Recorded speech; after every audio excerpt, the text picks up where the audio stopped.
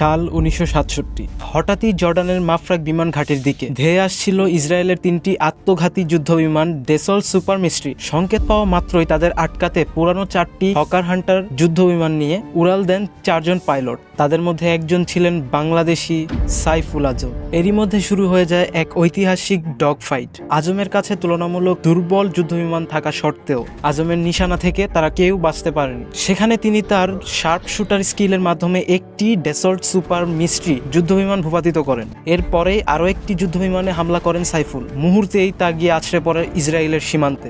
এবারের মতো রক্ষা পায় মাফরাক বিমান ঘাঁটি, কিন্তু যুদ্ধ এখনো শেষ হয়নি।